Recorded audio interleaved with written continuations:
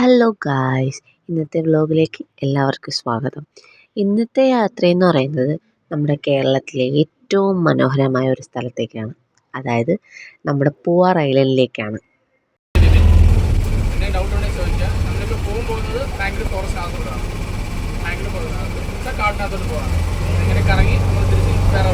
അങ്ങനെ ഞങ്ങൾ ബോട്ടിലൊക്കെ കയറി മാംഗ്രീവ് ഫോറസ്റ്റിനകത്തോട്ടാണ് പോകുന്നത്. അപ്പം അതായത് അവിടെ കാണുന്ന ഓരോ സ്ഥലങ്ങളും ഒന്ന് എക്സ്പ്ലെയിൻ ചെയ്ത് പറയാൻ വേണ്ടി നമ്മുടെ കൂടെ ഒരാളും കൂടെ ഉണ്ട്. അതായത് ഈ ബോട്ട് ഓട്ടിക്കുന്ന ആളാണ്. അങ്ങനെ നമുക്ക് ഓരോ കാര്യങ്ങളും എക്സ്പ്ലെയിൻ ചെയ്ത് പറഞ്ഞു തരുന്നത്. അതായത് നമ്മൾ കാട്ടിലോട്ടാണ് പോകുന്നത്. അങ്ങനെ സത്യം പറയാമല്ലോ ഗായ്സ്, കിടിലം വ്യൂ ആണ്. നിങ്ങളെല്ലാവരും ഒരു തവണയെങ്കിലും പോയി കാണേണ്ടതാണ്. ഞാനൊരു ട്രിവാൻഡ്രംകാരിയാണ്. പക്ഷെ ഞാൻ ഫസ്റ്റ് ടൈമാണ് ഇവിടെ പോകുന്നത്, അതായത് നമ്മുടെ പൂവാർ ഐലൻഡിലേക്ക് പോകുന്നത്. അവിടെയാണെങ്കിൽ നമുക്ക് സ്റ്റേ ചെയ്യാനുള്ള സ്ഥലങ്ങളൊക്കെ ഉണ്ട്. അതായത് റിസോർട്ടുകളൊക്കെ ഉണ്ട്. വെള്ളത്തിനകത്തൊക്കെയാണ് റിസോർട്ട്. പക്ഷെ അതൊക്കെ ഒന്ന് കണ്ടിരിക്കേണ്ടതാണ്. ഭയങ്കര പീസ്ഫുള്ളായിട്ടുള്ള സ്ഥലമാണ്. ഭയങ്കര ഒരു പ്രകൃതി ഭംഗിയുള്ള സ്ഥലമാണ്. നമുക്ക് കൂട്ടുകാരുമായിട്ടും ഫാമിലിയായിട്ടും ഒക്കെ പോയി നന്നായിട്ടൊന്ന് അടിച്ച് പൊളിച്ച് വരാൻ പറ്റിയൊരു സ്ഥലമാണ്. ഒരുപാട് ആൾക്കാർ അവിടെ സ്റ്റേ ചെയ്യാനും ഈ സ്ഥലം എക്സ്പ്ലോർ ചെയ്യാനും വരുന്നുണ്ട്. ഇഷ്ടം പോലെ ആൾക്കാർ വരുന്നുണ്ട്. അങ്ങനെ ഒരുപാട് മനോഹരമായിട്ടുള്ള കാഴ്ചകളൊക്കെ നമ്മൾ കണ്ട് ബോട്ട് യാത്ര തുടരുകയാണ്. ഇങ്ങനെ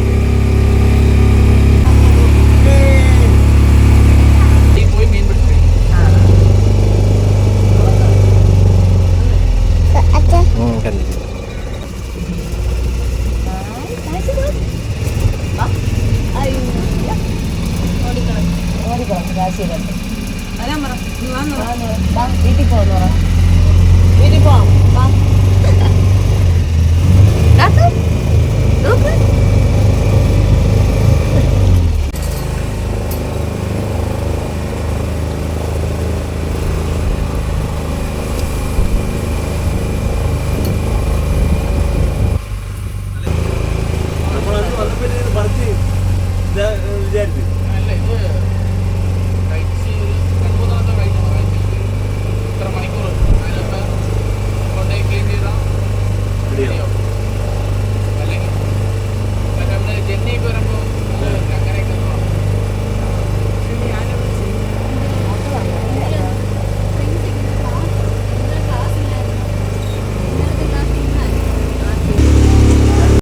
പൂവാറിൻ്റെ ഏറ്റവും വലിയ പ്രത്യേകത എന്ന് പറയുന്നത് തന്നെ നമ്മുടെ നെയ്യാർ നദിയും അറബിക്കടലും തമ്മിൽ ചേരുന്ന അപൂർവമായ ഒരു പ്രകൃതി സൗന്ദര്യമാണ്.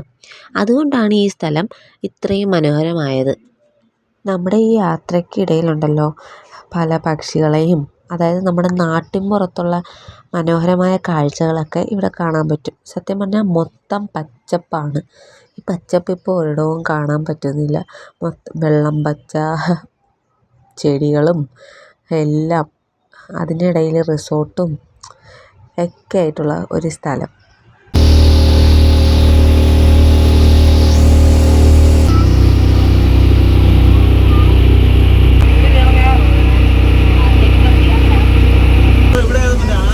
ഈ കാണുന്ന പാലത്തിൻ്റെ അപ്പുറം എന്ന് പറയുന്നത് നമ്മുടെ തമിഴ്നാട് ബോർഡറാണ്.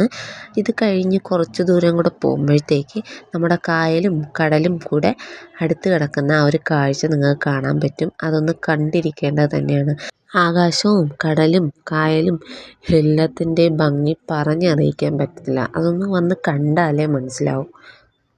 അങ്ങനെ ഞങ്ങൾ നേരെ കടലിലോട്ടാണ് പോകുന്നത്. അവിടെ ഒരുപാട് പേര് കായലിൽ ചൂണ്ടയൊക്കെ ഇട്ടുകൊണ്ടിരിക്കുകയാണ്. ഈ കാണുന്ന പാറയുണ്ടല്ലോ, അത് നമ്മളൊന്ന് അടുത്തോട്ട് പോകുമ്പോൾ നമ്മുടെ ആനയുണ്ടല്ലോ, ആനയുടെ തല പോലെ ആ പാറ നമുക്ക് കാണാൻ പറ്റും. അത് നമുക്ക് നേരിട്ട് കാണുമ്പോഴേ മനസ്സിലാവും. അത് കഴിഞ്ഞ് നമ്മളിപ്പോൾ നേരെ കടലിലോട്ടാണ് പോണേ. ഇവിടുത്തെ കടലിനൊരു പ്രത്യേകതയുണ്ട്. ഗോൾഡൻ ഡാൻസ് ബീച്ച് എന്നാണ് പറയുന്നത്. സ്വർണ്ണ നിറമുള്ള മണലുള്ളത് കൊണ്ടാണ് അതിന് ഗോൾഡൻ ഡാൻസ് ബീച്ച് എന്ന് പറയുന്നത്. കടലും കായലും ഒന്നിക്കുന്ന ഈ കാഴ്ച നമുക്കൊരിക്കലും മറക്കാൻ പറ്റില്ല. അത്രയ്ക്കും ഭംഗിയാണത് കാണാൻ. പക്ഷെ നമ്മളെ കടലിലോട്ടൊന്നും ഇറക്കി വിട്ടിട്ടില്ലായിരുന്നു. അവിടെ നല്ല തിരയായിരുന്നു. അങ്ങനെ ഞങ്ങൾ ബോട്ടിൽ നിന്ന് ഇറങ്ങി കടലിലോട്ട് പോവുകയാണ്. ബോട്ട് നമുക്ക് വേണ്ടി അവിടെ വെയിറ്റ് ചെയ്ത് നിൽക്കും. നമ്മൾ അവിടെയൊക്കെ ഒന്ന് പോയി കണ്ടിട്ട് തിരിച്ച് അവർ ബോട്ടിൽ നമ്മൾ കയറിയ സ്ഥലത്ത് കൊണ്ട് നമ്മളാക്കും. അങ്ങനെ കടലിൽ നല്ല തിരയായിട്ടുണ്ട്. അതുകൊണ്ടാണ് അവരവിടെ കയറ് കെട്ടിയിട്ടുള്ളത്. അതുകൊണ്ട് അപ്പുറത്തെ വശത്തോട്ട് പോകാൻ പാടില്ല. നല്ല തിരയാണ്, നല്ല ഒഴുക്കും നല്ല തിരയും. നല്ല മഴയായിരുന്ന ആ സമയത്താണ് നമ്മൾ പോയത്. അതുകൊണ്ടായിരിക്കാം അപ്പുറത്തോട്ട് വിടാത്തത്. അല്ലാത്ത ടൈമിൽ പോയി കഴിഞ്ഞാൽ കടലിറങ്ങാനൊക്കെ പറ്റും. നമ്മൾ ചെന്ന ടൈമിൽ തിര നല്ല പോലെ ആ കയറ് കെട്ടിയിരിക്കുന്ന ഭാഗത്തിൻ്റെ ഇപ്പുറത്തോട്ടും വന്നു നല്ല തിരയായിട്ട് വന്നിട്ടുണ്ടായിരുന്നു. അങ്ങനെ നമ്മളവിടെ പോയി കുറച്ച് നേരം കടലൊക്കെ കണ്ട് ആസ്വദിച്ച്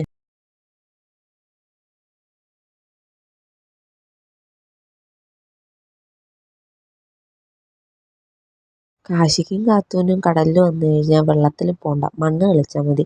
അങ്ങനെ അവരവിടെ ഇരുന്ന് മണ്ണ് കളിക്കുക. അങ്ങനെ അടുത്തുള്ള കടയിൽ പോയി ഒരു മാങ്ങയും പൈനാപ്പിളും ഒക്കെ വാങ്ങിച്ച് കഴിക്കുമായിരുന്നു.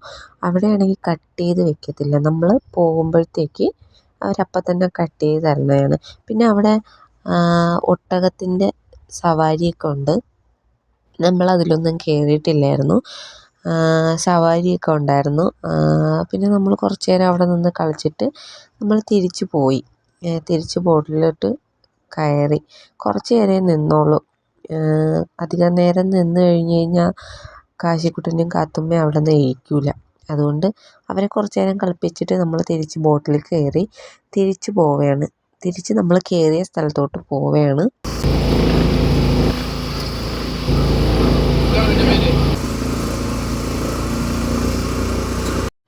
ഈ കാണുന്നതും റിസോർട്ടാണ്. ഇവിടെ ഒരു ദിവസത്തേക്ക് തന്നെ 12,000 രൂപ ആണെന്നാണ് പറഞ്ഞത്. നല്ല പൈസയാണ് തോന്നുന്നു. പക്ഷേ ഇതല്ലാതെ വേറെ റിസോർട്ടുകളും ഉണ്ട്. അങ്ങനെ അത് കഴിഞ്ഞ് നമ്മൾ തിരിച്ച് പോവുകയാണ്. തിരിച്ച് പോയപ്പോഴത്തേക്ക് കാശിക്കുട്ടൻ നേരെ അവിടെ പോയിരുന്ന് ബോട്ട് ഓട്ടിക്കുകയായിരുന്നു. കാത്തുമ്മയെ വിളിച്ചിട്ട് കാത്തുമ്മയാണെങ്കിൽ പോയില്ല. അങ്ങനെ അതൊക്കെ കഴിഞ്ഞ് ഞങ്ങൾ നേരെ തിരിച്ച് പോവുകയാണ്. ഒരുപാട് നേരത്തെ യാത്ര ഉണ്ടായിരുന്നു, പക്ഷേ പെട്ടെന്ന് തീർന്ന പോലെ ഫീൽ ചെയ്തു. എന്നുവെച്ചാൽ ബോറടിച്ചില്ല. പക്ഷേ ആ പോകുന്ന വഴികളൊക്കെ ഓരോ കാഴ്ചകളൊക്കെ കണ്ട് സന്തോഷമായിട്ടാണ് പോയത്. ഭയങ്കര പീസ്ഫുള്ളായിട്ടുള്ള സ്ഥലമാണ് കേട്ടോ. വേറെ നമ്മളെ ശല്യപ്പെടുത്താനോ അങ്ങനെ വേറെ ഒന്നിനും ആരുമില്ല. പല പല കാഴ്ചകൾ നമുക്ക് കാണാം. പിന്നെ ഇവിടെ നമ്മുടെ ഒതളങ്ങ ഉണ്ടല്ലോ, ഒതളങ്ങ അതൊക്കെ ഉണ്ടായിരുന്നിട്ടുണ്ട്.